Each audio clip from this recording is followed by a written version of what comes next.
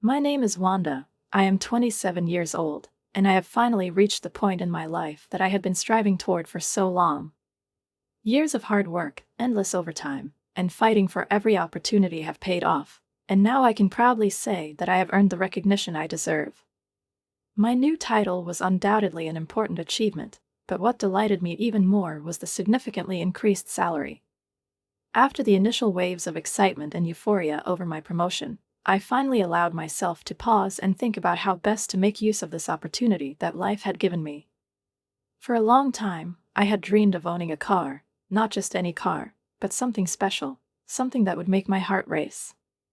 I spent weeks researching various models, reading reviews, analyzing specifications, doing calculations, and checking if I could afford this purchase without jeopardizing my finances.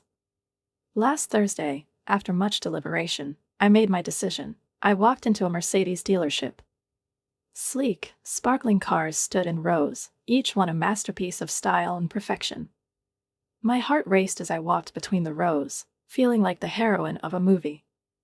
A salesperson named Adalberto was incredibly courteous. He didn't look at me with the condescension some men display when interacting with women, especially regarding expensive purchases. On the contrary, he respectfully listened to my preferences, showed me different models, and patiently explained their features. And when I sat behind the wheel of one of the cars, with leather seats, smooth handling, and a quiet but powerful engine purring beneath me, I knew this was it. This was my car. 2 hours later, I drove out of the dealership parking lot, sitting behind the wheel of my dream car. Adalberto helped me with all the paperwork, congratulated me on my purchase, and wished me a safe journey. It felt as though the whole world had changed in just a few hours. The first days with the car were filled with joy. Every time I approached it in a parking lot, I couldn't help but smile. My colleagues openly admired the new addition, and though I tried not to show it, I was proud of myself. Every detail of the car reminded me of how much effort I had put in to get to this moment. And then Saturday evening arrived, a time for dinner at my parents' house. It was a family gathering I couldn't miss. Pulling up to the driveway, I saw my younger sister Sarah run out of the house. She's only 20, still in college. She had always been the youngest, the family's darling, and it seemed to make her world special. When she saw my car, her jaw literally dropped. She ran around it, practically clinging to it as if it were some kind of treasure. "Oh my God, Wanda. It's amazing. You have to let me drive it at least once," she exclaimed, beaming with excitement. "No, Sarah. It's brand new." "I'm not comfortable letting anyone else drive it," I said, trying to keep my voice steady. "Oh, come on, Wanda," she whined. "I'm a good driver, you know that. Plus, my friends would die of envy if they saw me in this car." "No, Sarah. This is my car. I've decided that I'll be the only one driving it," I repeated firmly. "Mom! Dad!" she shouted, turning toward our parents, who had just started coming out of the house. "She's being selfish. Tell her to share." Mom looked tense, and Dad furrowed his brow, that familiar look I had known since childhood, the one he gave when he was about to lecture me. "Wanda," he said in a disappointed tone, "your sister just wants to borrow the car for a bit. Would it kill you to share?" My jaw tightened. I knew where this conversation was headed. "No, Dad. This is my car, and I don't want anyone else driving it," I said, looking him straight in the eyes. Sarah's face turned red, then green with anger. She noisily pushed her chair back from the table and stormed upstairs, slamming the door to her bedroom. "I can't believe how selfish she's become," Mom said, shaking her head. "We raised you better than this, Wanda." I stared silently at the plate in front of me. The food had lost its taste. Finishing dinner in silence, I grabbed my keys and headed for the door. Neither of my parents tried to stop me. On the way home, memories flooded over me. That familiar weight in my chest returned, the same one I had felt since childhood. I had always been the bad one, the one who could never get it right. Sarah was forgiven for everything, Her wishes always came before mine. Nothing had changed. I was always taught to be mature, to set a good example, and I tried to live up to that ideal, but I couldn't shake the feeling that the rules were always different for me. This thought came back to me vividly as I stopped at a red light on my way home from that Saturday dinner at my parents' house. I was 16, and I faced my first disappointment with injustice. My phone, old and battered, had stopped working properly. It was my dad's used smartphone, with a cracked screen and a battery that barely held a charge. Meanwhile, 9-year-old Sarah was showing off her brand new iPhone, the latest model our parents had bought her because all her friends had one. I remember cautiously bringing up the topic at dinner. "Mom, my phone is barely working. Could I maybe get a new one too?" I asked, trying to sound calm. Mom glanced at Dad before replying, "Wanda, phones are expensive. If you want a new one, maybe you should find a part-time job. You're old enough to take on that responsibility." A week later, I started working at the local grocery store after school. My first job. The manager, Mrs. Carbone, took pity on me and gave me the maximum number of hours allowed for a minor under the law. I remember how, after 3 months, I was finally able to afford a new phone. The pride I felt then was mixed with bitterness. I had achieved it entirely on my own, without anyone's help. Meanwhile, Sarah had already managed to get her second phone of the year. Her first one had mysteriously disappeared at a party, and our parents immediately bought her a replacement. That was just one of many instances. In our family, it was expected that I would manage on my own, whether it was buying things, helping around the house, or solving other issues. Meanwhile, everything for Sarah was always handed to her on a silver platter. These thoughts swirled in my mind as I maneuvered my new car into the parking lot of my apartment complex. The irony wasn't lost on me. Even now, at 27, I had earned the ability to buy nice things for myself, and yet my parents and Sarah still thought I was selfish for not sharing. 2 weeks had passed since that dinner. Everything had been quiet until one Saturday, in the middle of the day, the doorbell rang. I looked up from reading work emails and opened the door to find Sarah standing there. She had a beaming smile and an unusually sweet expression on her face. "Hi, sis," she sang, rocking slightly on her toes. "I was in the neighborhood and thought I'd stop by. Can I take a few pictures with your car? Just for Instagram, please." I sighed wearily. "Fine," I replied, grabbing my car keys. But just pictures. What I thought would take a couple of minutes turned into a full-blown photo session. Sarah insisted I take photos of her from every possible angle, standing next to the car, sitting on the hood, which made me nervously tense up, opening the door, and even sitting behind the wheel. Every time I asked her to be careful, she simply brushed me off. "Oh, Wanda, relax. They're just pictures," she laughed, striking another pose. When I thought the ordeal would never end, Sarah finally let out a satisfied sigh. "That's enough. I've got plenty of material. Thanks, sis." She was already typing something on her phone, barely saying goodbye. Later that evening, curiosity got the better of me, and I checked her Instagram. As I suspected, she had uploaded an entire series of professional-looking photos with my car. Her friends were raving in the comments. "Oh my God, girl, is this yours? When are you taking me for a ride in that beauty? Since when do you have a Mercedes?" some asked. Sarah's responses were vague. "All in good time. Good things come to those who wait. You'll see soon enough," she wrote. I rolled my eyes and closed the app. This was classic Sarah, trying to create the illusion of a luxurious life she didn't have. It was childish, but in the end, I decided it was harmless. Or at least, that's what I thought at the time. A week later, I was packing for a business trip to another city. My assistant Tom and I had an important presentation for a major client, and I was looking forward to a busy but productive few days. As usual, before leaving, I called my mom to let her know I'd be out of town. It was a habit I had never given up, despite my complicated relationship with my family. The first 2 days of the trip went smoothly. The presentation was a success, the client was pleased, and after all the meetings were over, Tom and I were heading back to the hotel. The evening promised to be quiet, and I was already picturing myself spending it with a book or a movie. But all my plans were disrupted by an unexpected phone call. The phone rang, and when I saw my mom's name on the screen, I answered, expecting our usual calm conversation. "Hi, Mom, is everything okay?" But there was tension in her voice that immediately put me on edge. "Wanda, there's been an accident." My heart stopped. "What happened?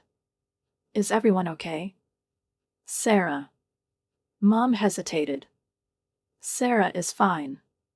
But your car, it didn't survive the crash." For a moment, the words didn't register. "My car? How?" "Sarah? What do you mean?" My voice cracked. "How could Sarah crash my car?" There was no immediate response. A heavy pause filled the air before Mom quietly said, "Wanda, that's not important right now. What's important is that Sarah has been detained. She's been arrested for driving under the influence. And, apparently, she resisted arrest." I couldn't believe what I was hearing. Sarah had stolen my car, gotten drunk, crashed it, and then caused a scene with the police. "Wanda." Mom began, her voice taking on a pleading tone. "Please, don't overreact. She needs your help. She's scared. You need to come and help her." Without waiting for her plea to end, I hung up. My hands were shaking so much that I could barely hold on to the phone. Messages started pouring in one after another, from my mom, my dad, even some relatives, but I couldn't bring myself to open them. I knew that if I did, I'd say something that would completely break everything apart. A few deep breaths helped me regain some clarity. I called Tom and explained the situation to him. Thankfully, he was incredibly understanding. "Don't worry, Wanda. I'll handle everything here. Take care of your family." The next call, to my boss Richard, was harder. But fortunately, he was also accommodating. "Family comes first. Book the next available flight home and keep me updated." 3 hours later, I was on a plane. The flight felt endless, even though it only lasted a few hours. My mind kept spinning with the darkest scenarios. By the time I landed and got back to my apartment, all I wanted was to take a shower and compose myself. But reality had other plans. Opening the door, I was hit by the stench of stale beer and cigarette smoke. My heart sank. Turning on the light, I froze in the doorway. The living room was a disaster. Empty bottles were scattered everywhere, many of them having spilled onto the cream-colored carpet, leaving dark stains. The coffee table was littered with cigarette butts, some of which had burned into the surface. Half-eaten snacks, pizza boxes, and candy wrappers were strewn all over. It took me a few moments to process what had happened. Then it hit me. My mom had insisted I leave her a spare key when I first moved in. Sarah must have used that key to throw a party while she still had my car. I stood in the middle of the wrecked room, feeling a wave of anger build up inside me. My phone buzzed. It was a message from my mom. "We know you're back. Come home." Clenching my jaw, I locked the door to my apartment. A storm was brewing within me. Fueled by fury, I made the 15-minute trip to my parents' house. As the Uber pulled up to the driveway, I saw them standing on the porch. Both of them looked exhausted, their faces sunken and aged by what seemed like years in just one night. But any pity I might have felt evaporated the moment they started yelling at me the second I stepped out of the car. "How dare you hang up on us?" Mom shouted, her voice trembling with indignation. "We've been trying to reach you for hours." "Where is she?" I interrupted, cutting off their tirade. They exchanged glances, and for a moment, there was silence.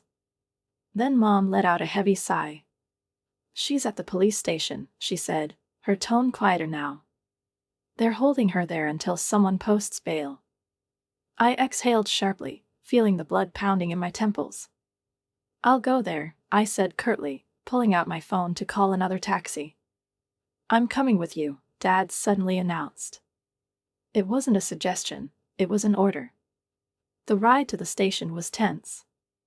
I sat in the front seat next to the driver, trying to block out the heated whispers coming from my parents in the back. But no matter how hard I tried, their voices still reached me. "We need to talk to the dean," Mom whispered. "Her scholarship, maybe if we explain it was just a mistake, it won't go on her record. We'll figure it out. The most important thing is making sure this doesn't affect her future," Dad reassured her. They were already planning how to sweep this under the rug, how to protect Sarah from the consequences of her actions. As always, nothing had changed. "Sarah messes everything up, and everyone else has to clean it up," I thought bitterly as we entered the police station. The harsh fluorescent lighting made everything feel stark and surreal. The officer at the desk escorted us to the holding cells. In one of them sat Sarah. She was still wearing her outfit from the previous evening, her makeup smeared, and her eyes red. When she saw me, her face twisted in anger, and she rushed to the bars. "Wanda, finally. This is all your fault. You and your stupid car got me into this mess. Get me out of here right now," she screamed, gripping the metal bars with her fingers. I froze, stunned by her audacity. Beside me, a weary-looking officer with the nameplate Martinez stopped and glanced at me. His face bore the expression of someone who had seen one too many family dramas. "You must be Wanda Carbone," he said, checking his notebook. "The real Wanda," he added, emphasizing the word real. "What do you mean?" I asked, though deep down, I already had a sinking feeling I knew where this was going. The officer sighed. Around 2 a.m., we received several calls about a Mercedes driving erratically on Palmer Street. When our officers arrived, they found the car crashed into a utility pole. He flicked to the next page of his notebook. "There were 4 people in the car, your sister and 3 of her friends, all of them clearly intoxicated," the officer began. "Witnesses reported they were speeding through residential streets, blasting music at full volume. When we attempted to arrest her," he continued, "your sister claimed to be Wanda Carbone and insisted the car was hers. She became aggressive with our officers." I turned to Sarah, feeling anger rise in my throat like bile. "Why did you tell them you were me?" I asked, my voice trembling with rage. Sarah rolled her eyes and shrugged, as if it was a minor detail. "Well, it is your car, so you should deal with it," she said, as though it was the most obvious thing in the world. I opened my mouth to speak, but my mother interrupted with her usual soft, almost pleading tone. "Wanda, sweetheart, that's not important right now. What's important is that we need to get Sarah out. You need to pay her bail." I stood there, frozen, staring at my mother. Her voice, as always, was gentle, as if she were asking me for something trivial. At that moment, it hit me, to them, this wasn't a lesson for Sarah. It was just another mess I was expected to clean up. Officer Martinez cleared his throat, as if trying to steer the conversation back to the formalities. "There's another issue," he said, slowly flipping through his notebook. "Property damage and medical expenses." My father immediately jumped in. "One of the girls, Bice, is in the hospital. Her parents are threatening to file a lawsuit. They won't sue if we resolve this quickly," my mom added, her voice almost imploring. "Wanda, you'll need to cover Bice's medical bills. We can't let this go to court." The officer nodded, his expression grim. "Yes, Miss Carbone. Bice's parents have already filed a claim for personal injury. She has a broken collarbone and a concussion. They're very upset." I stood there, unmoving, feeling a cold numbness settle over me. "How much?" I asked, my voice barely steady. Mom quickly began calculating on her fingers. "Well, the bail is set at $5,000. Then there's the cost of the damaged utility pole, which is several thousand more. Bice's medical bills, and, of course, we'll need a good lawyer." I looked around at them. Mom nervously fidgeted with her hands, Dad stood with the same stern expression I remembered from my childhood, and Sarah was still sniffling behind the bars. And then something inside me snapped. "No," I said firmly, my voice cutting through the room like a blade. Silence fell. Sarah froze, her mouth hanging open in shock, while Mom looked at me as if I had slapped her. "What do you mean, no?" Her voice rose to a shrill, familiar pitch that used to make me back down. "But not today. No. I'm not paying for any of it." Sarah lunged toward the bars, her knuckles widening as she gripped them. "You can't just leave me here," she screamed. Dad stepped forward, his face turning red, the way it always did when he was angry. "Wanda, your sister needs help. This isn't up for discussion." I straightened up, locking eyes with him. "You're right. It's not up for discussion. Sarah stole my car. She broke into my apartment, took my keys without permission, got drunk, wrecked the car, endangered her friend's life, and then tried to implicate me by telling the police she was me." "But it was your car," Sarah screamed, her voice cracking with hysteria. "You're responsible." "Responsible?" I snapped. "Sarah, let me tell you about responsibility." I turned to my parents, my anger boiling over. "Yes, I'm the registered owner of the car, and the insurance is under my name. But do you know what's not covered in my policy? Unauthorized drivers. Do you know what that means? It means the insurance company won't pay a dime for the damage. Not for the car, not for the utility pole, not for Bice's medical bills. And because you gave them my name, Sarah, I could be facing legal trouble." Mom tried to interject. "Wanda, sweetheart." "No," I said, staring her down. "Did you ever think about what was best for me when you gave Sarah my spare key? When you let her throw parties in my apartment? When you always took her side, no matter what she did?"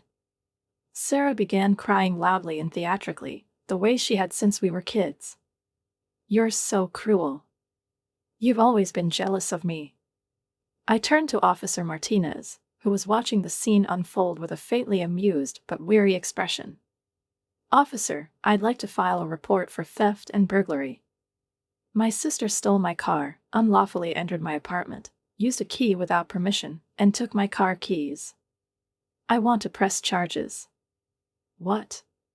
Sarah screamed, her voice rising into full-blown hysteria. "Mom, Dad, you can't let her do this. Stop her." My parents erupted at once. "Wanda, she's your sister. You have to help her, she's just a child." I raised my hand, silencing them. "She's not a child anymore. She's an adult, and she needs to take responsibility for her actions." I watched their faces shift, from shock to anger, and finally to helplessness. Mom buried her face in her hands, while Dad looked as though he was about to say something but decided against it. "Officer," I repeated, "go ahead and file the paperwork." Sarah was sobbing in her cell, shouting and pleading, but I couldn't listen to her anymore. I turned and walked out of the police station, feeling, for the first time in years, the weight on my shoulders begin to lift. Behind me, Mom's wailing about how I was tearing the family apart escalated into loud accusations. Dad, his face red with fury, took a threatening step toward me. His hand began to rise, but before he could say or do anything further, Officer Martinez quickly stepped between us. "That's enough, sir," his voice was firm and unyielding, like steel. "I need you to step back and calm down. If you don't, you'll be joining your younger daughter in a cell." Two other officers, drawn by the commotion, approached to keep an eye on the situation. Dad froze in place, his glare burning with anger, but he backed down. I looked at him, and in that moment, I understood. This was the culmination of everything that had been building up for years.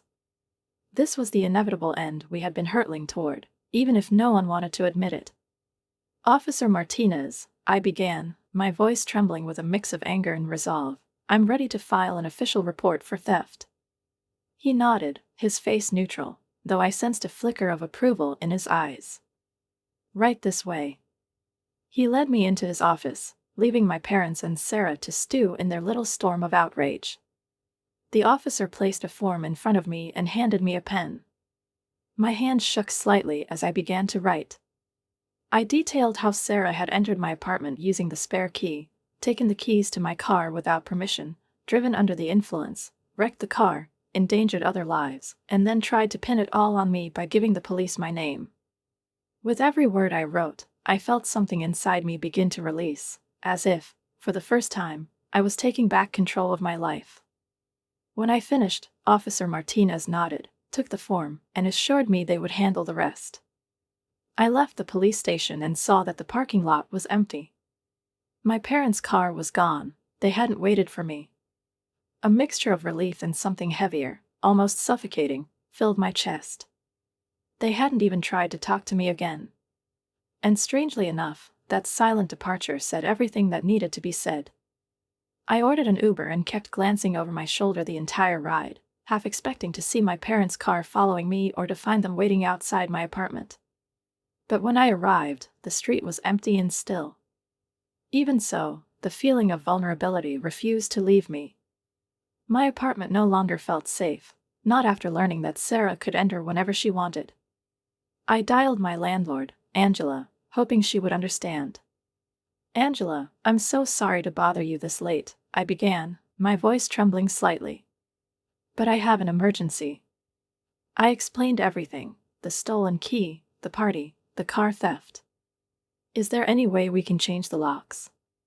I'll cover all the costs." Her voice was warm and reassuring, immediately putting me at ease. "Oh, sweetheart, of course. I'll call Joe, our usual locksmith, right now.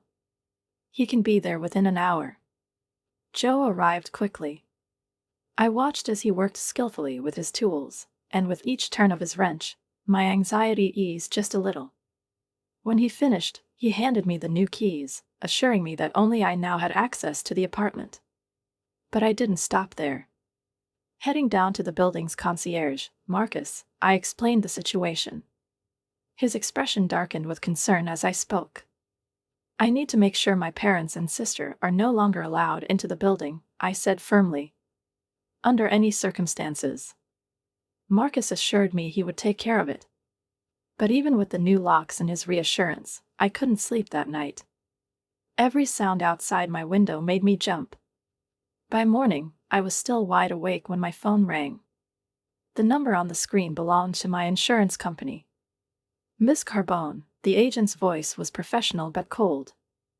"I'm calling regarding the incident involving your Mercedes. According to the police report, the driver was intoxicated and was not listed on your policy. Is that correct?" "Yes," I replied. "My sister stole the car. I filed a report." "Nevertheless," she continued, "due to the circumstances, DUI, passenger injury, and property damage, we will not be covering any of the expenses. Additionally, this incident will impact your insurance rating moving forward." I hung up and slowly sank onto the couch. Anger surged within me like a hot wave, but beneath it was something else, a quiet, crushing exhaustion. Over and over, my thoughts spun in circles, as if trapped in a tight loop. Sarah hadn't just destroyed my car, she had turned my life into complete chaos. Problems, like dominoes, fell one after another. My insurance rates had skyrocketed, if I could even find a new policy at all. Potential legal consequences loomed not just over her but over me as well, since she had used my personal information. And the Bernardi family had every right to sue, holding me accountable for the incident simply because the car was registered in my name. I knew I couldn't let this spiral out of control. I had to call Bice's parents. We'd known each other since childhood. Bice and I had taken dance lessons together, and in high school, I'd babysat her a couple of times when her parents were late coming home from work. They deserved to hear the truth directly from me. My hands were shaking as I dialed Mrs. Bernardi's number. She answered after the second ring, her voice tired but not hostile. "Mrs. Bernardi, it's Wanda. I need to explain everything that happened," I began, trying to keep my voice steady. And then I told her about how Sarah had stolen my car, thrown a party at my apartment where everyone, including Bice, had been drinking. About how Sarah, drunk, got behind the wheel, nearly killed herself and others, and then tried to pin it all on me by giving the police my name. When I finished, there was silence on the other end.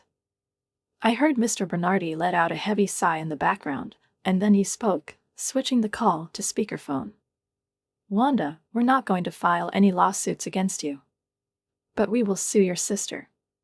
Bice has a long recovery ahead of her, and her medical bills are already substantial."